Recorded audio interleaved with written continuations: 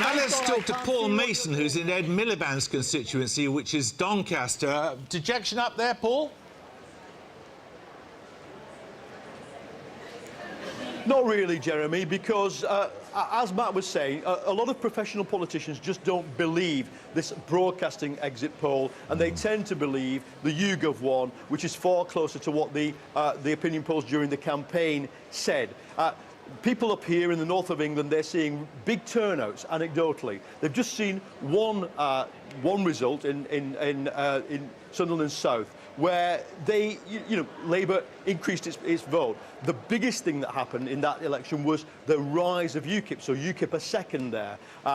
My hunch is, if this big, shocking exit poll is right, it is basically the biggest tactical vote we've ever seen in British electoral history, because what you're basically seeing is people trying to vote to avoid a Labour SNP de facto deal. As you heard in Gogglebox there, a lot of people didn't believe Ed Miliband when he said there would be no deal. So that's the explanation if it's right, but we just do not know if it's right.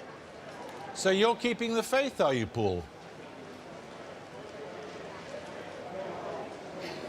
Say again, please, Jeremy. I said you are inclined to believe this sense of optimism in the Labour Party headquarters up there. And no, you're in an account, aren't you, in Doncaster? Well, it's not the HQ, it's Doncaster. But no, there's no sense of optimism. In Doncaster. They know that they were going to be very hard pushed to be.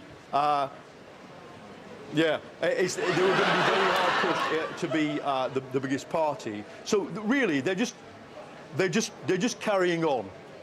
Sure, but if this exit poll is correct, it's the end of Ed Miliband's time as leader, isn't it? For sure, Jeremy. What it means is that the SNP have not just wiped out Labour in Scotland. They've actually, the secondary effect to them has been to wipe out Labour's chances of ever ruling in Britain. I mean, that would be, if the opinion poll turns into a result, that is what, a couple of miles down the road, they will be saying in Ed Miliband's house before they prepare to come here. They're just hoping against hope that it's an outlier, because all the other opinion polls were really, really different to it. Paul, thanks very much.